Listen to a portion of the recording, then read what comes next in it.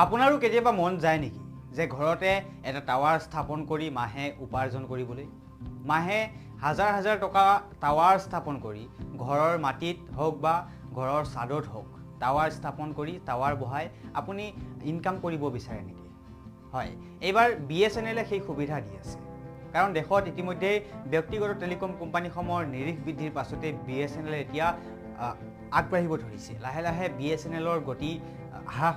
বৃদ্ধি পাইছে Bsnl tower স্থাপন কৰি প্ৰতিমাহে 50,000 টকা উপাৰ্জন কৰিব পাৰিব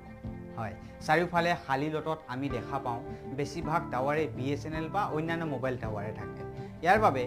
বহু লোকে ঘৰতে বহি মোবাইল কোম্পানীৰ পৰা মাহে হাজাৰ হাজাৰ টকা উপাৰ্জন কৰি আছে এই বিষয়ত বহু লোক অজ্ঞাত যে যদি আপোনাৰ ঘৰৰ ছাদত বা কাষত খালী মাটি আছে তেন্তে আপুনি Bsnlৰ মোবাইল টাৱাৰ স্থাপন কৰি মাহে 50,000 টকা পৰ্যন্ত সহজে উপাৰ্জন কৰিব পাৰিব ভাৰতৰ জনপ্ৰিয় টেলিকম ব্যৱস্থা Bsnl অৰ্থাৎ ভাৰত সংচাৰ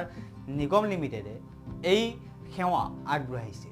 ৰিচাৰ্জৰ মূল্য বৃদ্ধিৰ বাবে ইতিমধ্যে বহুতে জিঅ ভোডাফোন কোম্পানী এৰি Bsnl কোম্পানীলৈ বেছি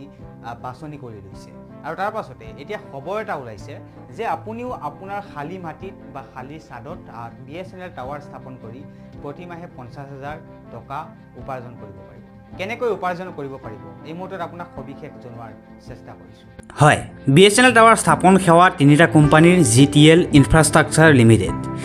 ATC টাৱাৰ সিন্ধু টাৱাৰে প্ৰদান কৰে যদিও ইয়াত কিছুমান চৰ্ত প্ৰযোজ্য যদি আপোনাৰ ঘৰ বা খালী মাটিত এই চৰ্তবোৰ মিল খায় তেন্তে আপুনি অতি সহজে Bsnl টাৱাৰ স্থাপন কৰিব পাৰিব চৰ্তসমূহ হ'ল ঘৰৰ ঠাই বা মাটি মোবাইল টাৱাৰ স্থাপন কৰা ব্যক্তিজনৰ নামত পঞ্জীয়ন কৰিব লাগিব কিন্তু যদি সেই অঞ্চলত একাধিক Bsnl টাৱাৰ থাকে তেন্তে এই আবেদন নাকচ হ'ব পাৰে তেন্তে এনে ক্ষেত্ৰত যদি আপুনি গুগল ক্ৰমৰ NPERFCOM/EN ৱেবছাইটলৈ গৈ আপোনাৰ অঞ্চলত নাম অনুসৰণ কৰি সন্ধান কৰে তেন্তে আপুনি চাব পাৰিব যে আপোনাৰ অঞ্চলত কিমান টাৱাৰ ইনষ্টল কৰা হৈছে আবেদন কৰিবলৈ কোনো মাচুলৰ প্ৰয়োজন নাই যদি আপোনাৰ অঞ্চলত একাধিক টাৱাৰ থকাৰ পিছতো টাৱাৰ সেৱা ভাল নহয় তেন্তে আপোনাৰ আবেদন গ্ৰহণ কৰা হ'ব পাৰে কিন্তু যদি আপোনাৰ অঞ্চলত 3G সেৱা আছে তেন্তে আপুনি 5G সেৱাৰ বাবে আবেদন কৰিব পাৰিব যদিহে আবেদন গ্ৰহণ কৰা হয় তেন্তে কোম্পানীয়ে টাৱাৰটো সলনি কৰিবলৈ কি কৰিব লাগে সেই বিষয়ত অৱগত কৰিব